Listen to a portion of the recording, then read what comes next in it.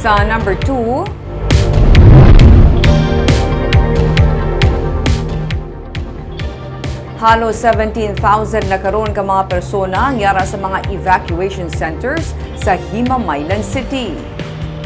Sa datos ng Provincial Social Welfare and Development Office as of 12 noon subong nga adlaw, Oktubre 11, 3,650 ka mga pamilya ang nag-evacuate o kung 16,976 ka mga persona. Suno kaya Provincial Administrator Rayfrando Diaz, nagpadala na ang Provincial Health Office sa mga doktor sini agud to magbulig sa pag-check up para mapasiguro nga mapaiway ang paglaptas ang anuman nga masakit. Damlag pa sa post ni Himamaylan Mayor Raymond Tongson, may napanagtag naman nga mga bulong sa mga apektado nga pumuluyo. Dugang pa ni Diaz, ilaman ginapasiguro nga safe ang water sources. Bisan yara sa evacuation center, hindi lamang ginhatagan sang kalingawan ng mga kabataan, kundi padayon man ang ila nga pagtuon.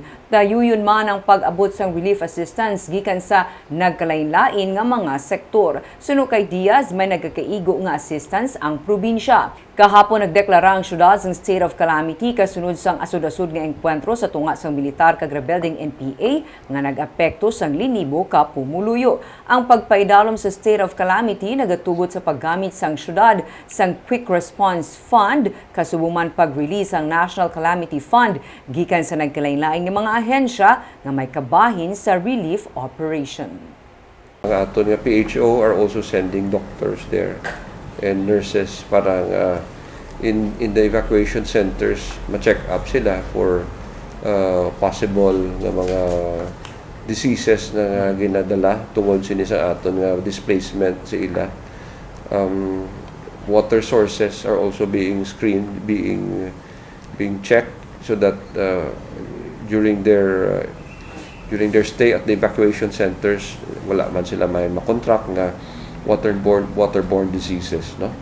So I think we are hoping and praying ang aton clashes dira sa Himamaylan between the AFP and between the NPA will soon come to an end, no?